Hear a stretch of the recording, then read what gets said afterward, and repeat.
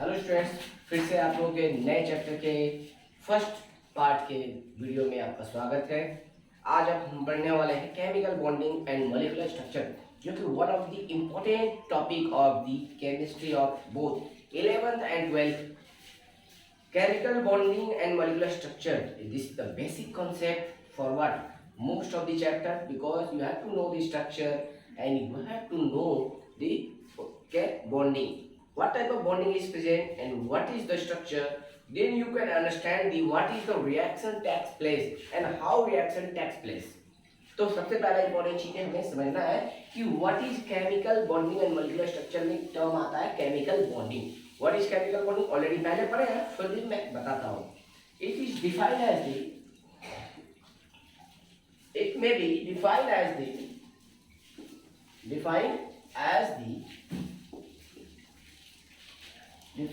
as the force of attraction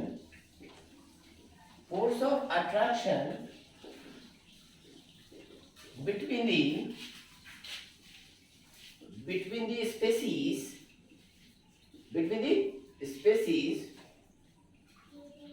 to hold them together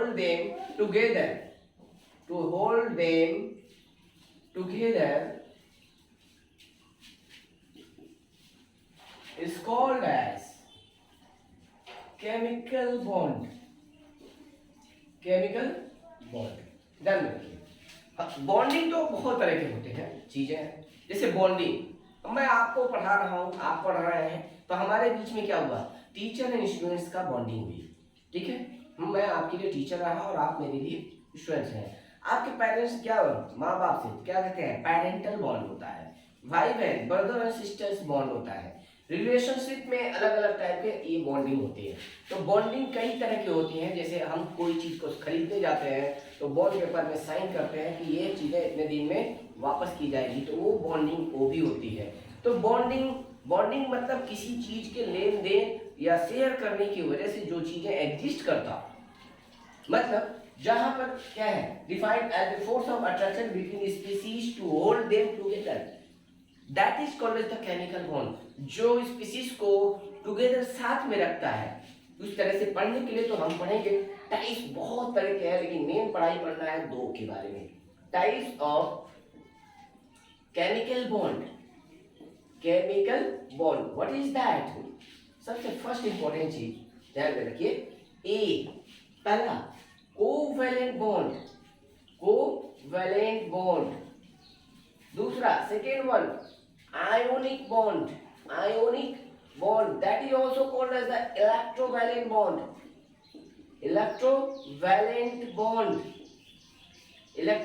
bond. C that is the hydrogen bond.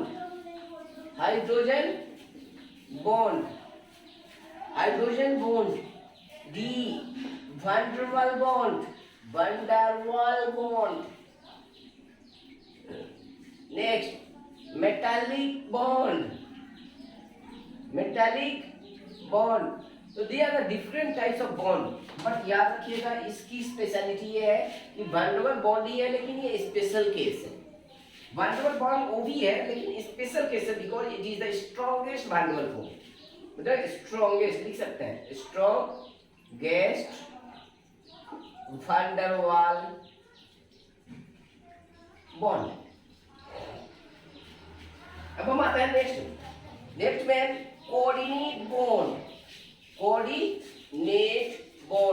That is also called as the covalent coordinate bond.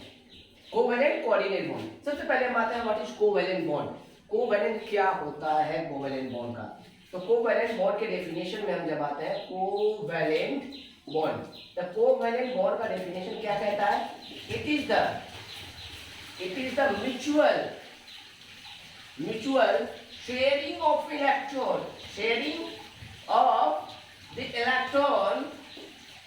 between the atom of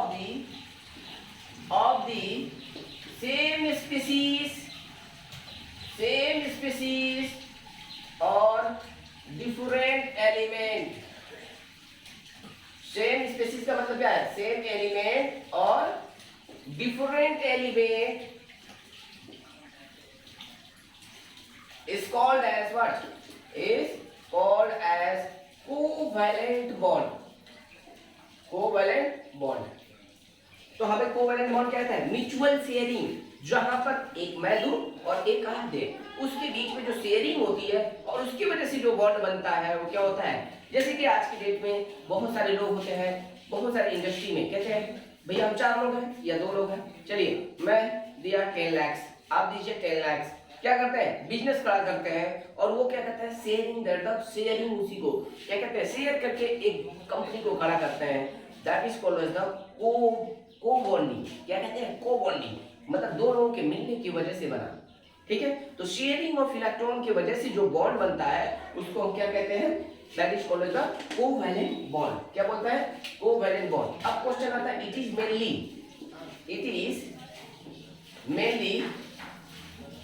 mainly formed in between the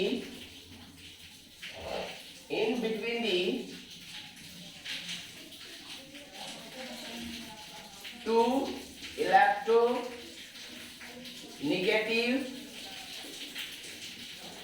element और atom. 2 electronegative element और atom बोल सकते हैं non metal. 2 non metal, 2 non metal के बीच में mainly ये बनता है कोवैलेंट बॉन्ड. एक चीज दिमाग में याद रखिए, इलेक्ट्रोनेगेटिव एलिमेंट और 2 नॉन मेटल के बीच में होता है. अब क्वेश्चन उठता है कि कोवैलेंट बॉन्ड होता तो समझ गया है, कोवैलेंट किसके ऊपर डिपेंड करता है, कब कोवैलेंट बॉन्ड बनता है, ये डिसाइड करना. पहला फैक्टर हम आते हैं. What are the factors affecting? Factors affecting covalent bond. Covalent bond. कौन-कौन से फैक्टर अफेक्ट करते हैं? पहला first one, size of the atom. Size of the atom. Atom का साइज जितना छोटा होता है, ठीक है, मतलब आसान भाषा में लिख रहा हूं, कोवैलेंट क्या है? Covalent character is inversely proportional to size of atom. Atom का साइज जितना ज्यादा छोटा होता है उतना ही कोवैलेंट कैरेक्टर ज्यादा होता है. इसी को बोलते हैं बहुत पोलराइजिंग पावर. पोलराइजिंग पावर मतलब शेयरिंग ऑफ इलेक्ट्रॉन उतना ही बेटर होता है जब क्या है? साइज ऑफ द एटम जितना छोटा होता है, मतलब साइज ऑफ एटम बड़ा होगा तो उसका कोवैलेंट कैरेक्टर डिक्रीज हो जाएगा. दूसरा बात आता है सेकेंड बात आता है electronegativity of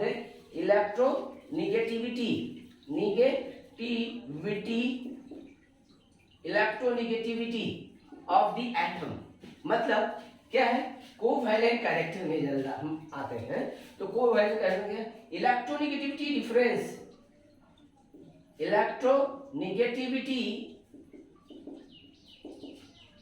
difference is maximum. जितना डिफरेंस ज्यादा होगा उतना ही उसके बीच में कोवैलेंट बॉन्ड का स्ट्रॉन्गर फोर्स ऑफ अट्रैक्शन होगा. क्या होगा? Maximum then the stronger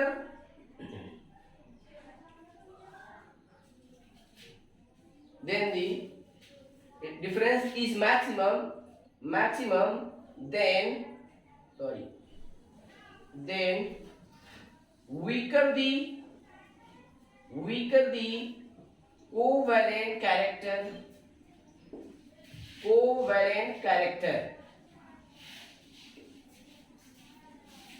weaker the covalent. जितना इलेक्ट्रोनेगेटिविटी डिफरेंस मैक्सिमम होगा उतना ही कोवैलेंट कैरेक्टर उसका क्या होगा? कोवैलेंट कैरेक्टर आपका मिनिमम होगा. मतलब जैसे एग्जांपल के तौर पे लिखिए, जैसे मान लीजिए अगर मैं Na और Cl बनाता हूं, ठीक है, Cl का 3.0 है, ठीक है, सोडियम का अप्रोक्सीमेटली 1 है, डिफरेंस कितना आ गया, 2.0 आ गया। तो जहां पर ध्यान में रखिए 1.8 से ज्यादा हो जाए डिफरेंस, कौन सा, इलेक्ट्रोनेगेटिविटी डिफरेंस 1.8 से ज्यादा हो जाए तो वो कैरेक्टर किस में आ जाते हैं, आयोनिक आ जाते हैं। किस में आ जाते हैं, आयनिक बॉन्ड में आ जाते हैं। तो इलेक्ट्रोनेगेटिविटी एक बहुत बड़ा फैक्टर है, बहुत बड़ा फैक्टर है आपका बॉन्डिंग में कि वो आयनिक होगा या कोवैलेंट होगा। तो इलेक्ट्रोनेगेटिविटी पास पास में है तो उतना ही ज्यादा क्या होगा, वो कोवैलेंट कैरेक्टर होगा। एग्जांपल के और तौर ले लीजिए, जैसे कि NH3 नाइट्रोजन एंड हाइड्रोजन के बीच में बॉन्डिंग हुआ, यहाँ पे लोन पेयर है, this is the NH3 structure. तो नाइट्रोजन नाइट्रोजन का क्या होता है इलेक्ट्रोनेगेटिविटी, 3.0, हाइड्रोजन का होता है 2.1। देखिए बहुत कम डिफरेंस है, 0.9 का डिफरेंस है। डिफरेंस कितना है, 0.9 का डिफरेंस है। और डिफरेंस कम होगा तो उतना ज्यादा बेटर कोवैलेंट बॉन्डिंग होगा, उतना ही कोवैलेंट कैरेक्टर ज्यादा होगा, उतना ही कोवैलेंट कैरेक्टर का परसेंटेज ज्यादा होगा। फर्स्ट ऑफ ऑल एक और बात मैं आपको बता दूं, कोई ऐसा बॉन्ड नहीं है जो 100% कोवैलेंट बॉन्ड है, कोई ऐसा बॉन्ड नहीं है जो 100% आयनिक बॉन्ड है। ये चीजें पहले बैठा लीजिए, कोई भी बॉन्ड ऐसा नहीं है जो परफेक्टली 100% आयनिक है, कोई भी बॉन्ड 100% कोवैलेंट नहीं है, ठीक है। भले ही 95 हो, 90 हो, 90 है, 97 हो, 96 हो, लेकिन 100% कोवैलेंट नहीं है, ठीक है। ये चीजें दिमाग में बैठा लीजिए आप, ठीक है। अब हम आते हैं फैक्टर, दो फैक्टर हो गए, पहला हमने साइज, दूसरा क्लियर। अब हम आते हैं तीसरा फैक्टर, इसके थर्ड फैक्टर के बारे में बात करते हैं। तीसरा फैक्टर कहता है, थर्ड फैक्टर कहता है इसका that is charge on the species, ठीक है, ठीक है, चार्ज ऑन द स्पीसीज, ठीक है। अकॉर्डिंग टू सेडजर रूल के अनुसार तीसरा फैक्टर है charge on the species, charge on the species, species के अंदर चार्ज कैसा है, चार्ज ऑन द स्पीसीज, ठीक है। तो चार्ज ऑन द स्पीसीज के अंदर जब बात करते हैं, ठीक है, तो यहां पर याद रखिए जितना मैक्सिमम चार्ज होगा, charge of the species increases, charge of the species increases, then the polarizing power, then the rising power, मतलब ये कि covalent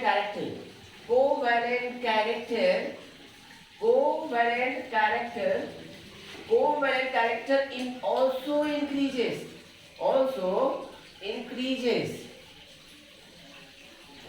it may be positive, it may be negative, कोई भी हो। एग्जाम्पल के तौर पे मैं आपको समझा दे रहा हूं, देखिए जैसे कि मान लीजिए हमने लिखा, लेट इट बी, कंपाउंड ले लेते हैं, कोई भी कंपाउंड आप सेलेक्ट करिए, उसके अनुसार हम ले लेते हैं। जैसे कि मान लीजिए हमने ले लिया मैग्नीशियम, ठीक है, magnesium Cl2, magnesium MgO, Mg3N2, ठीक है। अब जरा ध्यान से देखो, तीनों में मैग्नीशियम है, तो मैग्नीशियम डिसाइड नहीं करेगा कि वो क्या है, किसका ज्यादा कोवैलेंट कैरेक्टर है। अब ध्यान रखिए, इसका चार्ज क्या है -1, इसका चार्ज क्या है -2, और इसका चार्ज क्या है, इसका चार्ज है -3। तो मैंने क्या बोला, the charge on the species increases, the polarizing power increases, which means the covalent character also increases। मतलब आप you can, ठीक है, tell that which one has maximum covalent character। तो जिसका चार्ज ज्यादा है उसका पोलराइजिंग पावर ज्यादा है। मतलब कोवैलेंट कैरेक्टर, आसान भाषा में समझ सकते हो, covalent character is directly proportional to the charge on the species, charge on the species के ऊपर चार्ज कैसा होता है उसके ऊपर डिपेंड करता है। वेरी इंपॉर्टेंट, इजीली अगर मैं इस तरह से एनायन का लिया कैटायन का लेकर समझा दे रहा हूं, क्योंकि वेरी इंपॉर्टेंट, हर एक एग्जाम्स में ऐसे क्वेश्चन आते हैं। अरेंज और क्या है इंक्रीजिंग और डिक्रीजिंग ऑर्डर का। अब मैं क्या लेता हूँ, नॉन मेटल को फिक्स करता हूँ, that is the non metal को हम फिक्स कर लेते हैं, मेटल को करते हैं चेंज, ठीक है। अब मेटल में जब हम आते हैं, जैसे कि एग्जांपल में ले लीजिए LiCl, LiCl, then MgCl2, then AlCl3। अब जरा ध्यान से, लिथियम के ऊपर प्लस चार्ज, इसके ऊपर +2 चार्ज, इसके ऊपर +3 चार्ज, क्योंकि 1 2 इधर जाएगा, इसका 3 इधर जाएगा, तो चार्ज जरा ध्यान रखिए। तो क्लोरीन तो तीनों में फिक्स है, ओनली क्या है मेटल फिक्स चेंज हो रहा है। अब जरा ध्यान से देखना, इसका मतलब इसके अंदर पोलराइजिंग पावर किसमें ज्यादा होगा, जिसके पास ज्यादा चार्ज है। मतलब यहाँ पर भी ऑर्डर क्या होगा, यही होगा, that is the order of the what, order of the covalent character, covalent character, ठीक है। तो बात ये समझ में आ गया।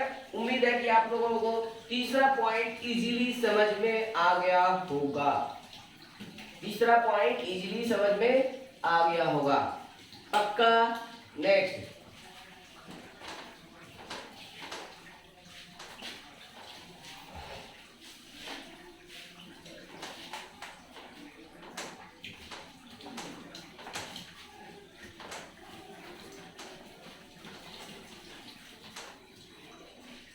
अब हम आते हैं बॉन्डिंग करके दिखाते हैं कैसे, मतलब एक एटम के अंदर जो बॉन्डिंग हो रही है कोवैलेंट बॉन्ड, वो कैसे होगी, कोवैलेंट बॉन्ड कैसे बनाता है। मेनली क्या होता है, मैंने बोला था टू नॉन मेटल के बीच में या टू इलेक्ट्रोनेगेटिव एटम के बीच में बॉन्डिंग होती है।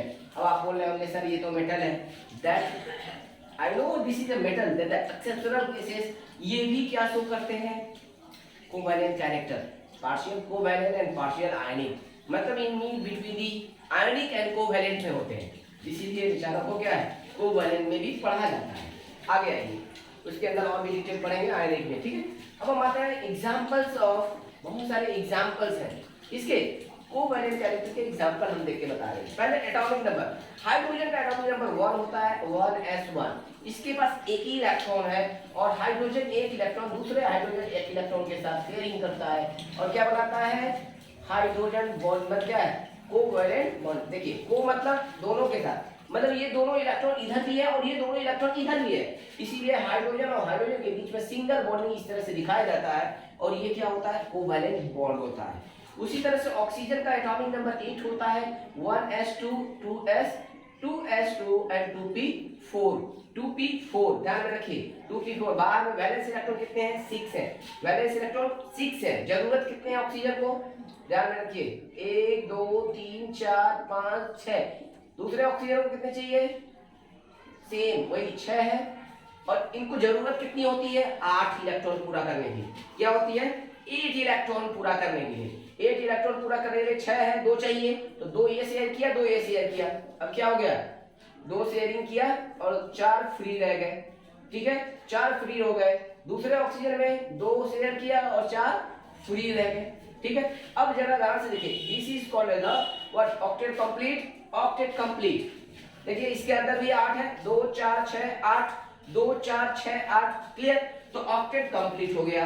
अब जरा ध्यान से देखिए इसको क्या होता है ऑक्सीजन और ऑक्सीजन के बीच में 2 बॉन्डिंग हो रही है, इसलिए क्या होता है सॉरी क्या हुआ 2 इलेक्ट्रॉन शेयर हो रहा है, इसलिए ऑक्सीजन ऑक्सीजन के बीच में डबल बॉन्डिंग होती है। अब क्वेश्चन आता है कि सर यहाँ पे ये 2 है, यहाँ पे क्या है यहाँ पे 2 है पूरे शेल में और यहाँ पे 8 क्यों है, याद रखिएगा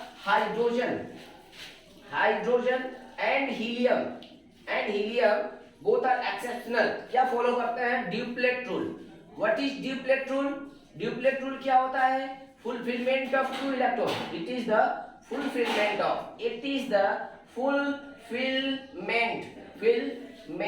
of 2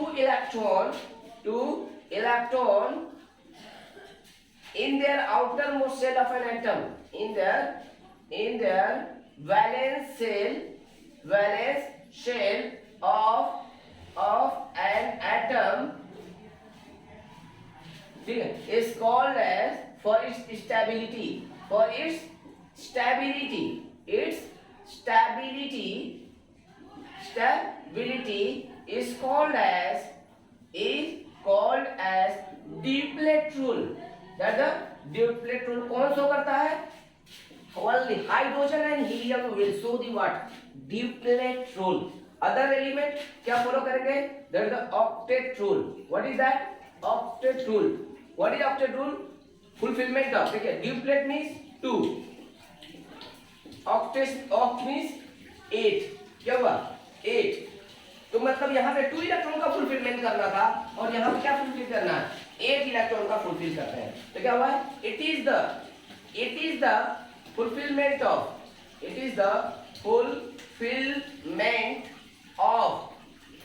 the 8 electrons in their outermost shell of an atom. Outermost shell of an atom, fulfillment of atom for its stability is called as octet rule. क्या कहते हैं उसको? ऑक्टेट रूल कहते हैं. और ये ऑक्टेट रूल में 8 इलेक्ट्रॉन पूरा करना, फुलफिलमेंट ऑफ 8 इलेक्ट्रॉन को पूरा करना. If 8 electron has been fulfilled then it is becomes stable. अब जरा ध्यान से देखिए, जो इस याद रखिए इन दोनों घेरा के अंदर होते हैं, जो शेयरिंग के अंदर होते हैं, याद रखिएगा, ठीक है? बॉन्डेड इलेक्ट्रॉन, इसको क्या कहते हैं? Bonded electron, called as the bonded electron. और जो ये बेचारे ये वाले जो दिखाई दे रहे हैं, ये जो होते हैं वो क्या होते हैं? Lone pair. क्या होते हैं? लोन पेयर मतलब free electron, non bonded electron. इसको क्या होता है? Non bonded electron. Very important, ये काम की बात याद रखिएगा, ये वेरी इंपॉर्टेंट. क्या? बॉन्डेड इलेक्ट्रॉन, जो इन दोनों के बीच में शेयरिंग हुआ, बॉन्डेड इलेक्ट्रॉन. और ये जो फ्री रहे उसको क्या बोलते हैं? Non bonded electron. ठीक है? तो ये रहा हाउ कोवेलेंट बॉन्ड फॉर्म, कैसे बनता है, ये तरीका हमने बताया. और मेनली किसके बीच में बनता है? Between the two non metal. Mainly it form between the two non metal. Again and again I am telling that. What is that? It form between two non metal. एक और एग्जांपल मैं दे रहा हूं. Nitrogen का atomic number कितना है? 7 है. 1s2 2s2 and 2p3. कितना हो गया? बैलेंस इलेक्ट्रॉन 5 है. तो नाइट्रोजन के पास क्या हो गया? 3 है. 5 है. कितना चाहिए? 8 पूरा करने के लिए क्या चाहिए? 8 पूरा करने के लिए 3 चाहिए. अब जब ध्यान से देखो, 3 शेयर करेगा और 2 फ्री रहेगा. दूसरा नाइट्रोजन भी क्या है? 3 शेयर करेगा, ठीक है? और ये क्या बन जाएगा? Nitrogen 1 2 3 1 2 3 nitrogen 1 2 1 2. Octet complete. ध्यान से देखिए, ऑक्टेट कंप्लीट. और कितना? नाइट्रोजन और नाइट्रोजन के बीच में 3 इलेक्ट्रॉन शेयर हुआ. That's why nitrogen and nitrogen triple bond form. तो how bonding takes place? Clear. जहां पे एक इलेक्ट्रॉन की कमी है तो सिंगल बॉन्ड, जहां पे 2 की कमी है तो डबल बॉन्ड, जहां पे 3 की कमी है तो ट्रिपल बॉन्ड, और जहां पे 4 की कमी है तो 4 बॉन्ड बनाता है. लेकिन in between the two atoms 4 bond cannot be possible. Only maximum 3 bond can be possible. मतलब A और A के बीच में बॉन्डिंग करना है तो मैक्सिमम कितना बॉन्ड बना सकते हैं? 3 ही बॉन्ड बना सकते हैं, क्योंकि चौथा बॉन्ड बनाने से क्या होगा? वो बॉन्ड ब्रेक हो जाएगा. उसका रीजन मैं नेक्स्ट क्लास में समझाऊंगा. ध्यान से देखते रहिए.